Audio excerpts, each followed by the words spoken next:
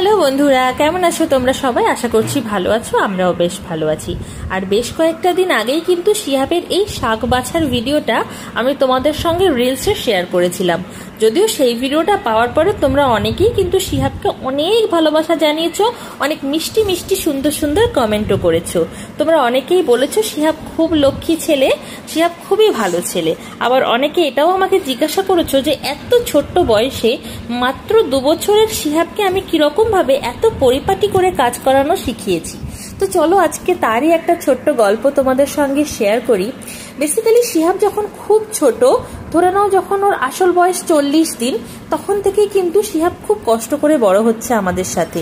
শিহাব যখন খুবই ছোট, ওই 40 দিন বয়সের, সেই শিহাবকে আমি আমাদের একটা ব্যাগ ছিল, সেই ব্যাগে ভরে নিয়ে ওকে কলেজে যেতাম। তো সেটা দেখে আমাদের অনেক স্টাফরা বলতেন যে পাহাড়ি অঞ্চলের বাচ্চাদের যেরকম গায়ে শক্তি হয়, বা যারা খুব খেটে কাজ করে, লাইক ওই যে ইটভাটায় যারা কাজ করে বা বাইরে কাজকর্ম করে, তাদের যেরকম গায়ে শক্তি হয়, শিহাবের নাকি সেরকম একদিন গায়ে শক্তি হবে।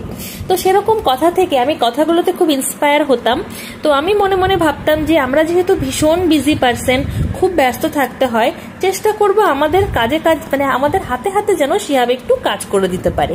তো খুব ছোট থেকেই ওকে যে কোনো জিনিস আমি হয়তো একটু এগিয়ে নিয়ে আসা, যেরকম জলের বোতল আমাকে দাও তো, এটা ওখানে রাখো তো, এরকম বিভিন্ন কিছু কিন্তু প্র্যাকটিস করেছি। প্রথমও সেগুলো ছুঁড়ে ফেলতো, দুষ্টু করতো, কিন্তু পরবর্তীতে যখন সেগুলো একটু বুঝিয়ে বলেছি ওকে, বারংবার যখন বুঝিয়েছি, তখন কিন্তু সেই জিনিসটাকে ও ঠিক করে করতে শিখে গেছে। এই দেখো তোমরা দেখতে পাচ্ছ একটা ভিডিওতেও দরজার সামনে ঝাড় দিচ্ছে।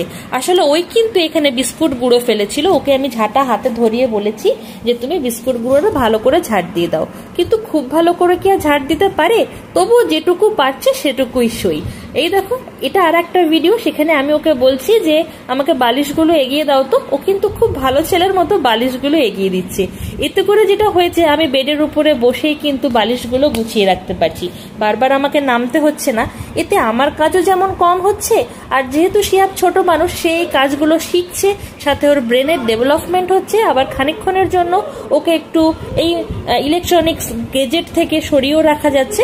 এই সমস্ত ভেবে কিন্তু ওকে আমি কাজগুলো শিখিয়েছি। যদিও শেখানোটা খুব একটা সহজ কিন্তু হয়নি, খুব কষ্ট করেই করতে হয়েছে। যদিও আমাদের খুব সুবিধা হয়েছে, এখন অনেকটাই আমার হেল্প হচ্ছে, এখন প্রচুর কাজ করতে পারে।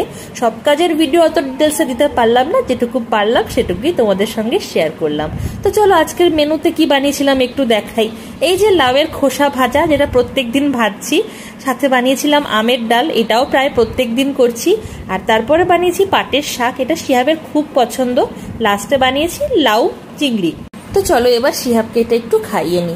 যদিও একদম ভেজ, তোমরা অনেকেই বলো তোমাদের বাচ্চারা নাকি একদম পিওর ভেজ খেতে পছন্দ করে না। তো ভেজ খাবার কিভাবে প্র্যাকটিস করবে তার একটা তোমাদের আইডিয়া দিই ছোট্ট করে। সেটা হচ্ছে তোমরা তোমাদের বাচ্চা কি জাতীয় খাবার পছন্দ করছে সেটা দেখবে, লাইক সে মাছ পছন্দ করছে না মাংস পছন্দ করছে, এবার কোনো একটা ভেজের আইটেম নেবে, তার সঙ্গে অল্প করে মাছ একটু মিক্স করে করে বেশি করে ভেজ দিয়ে খাবারটা খাইয়ে দেবে।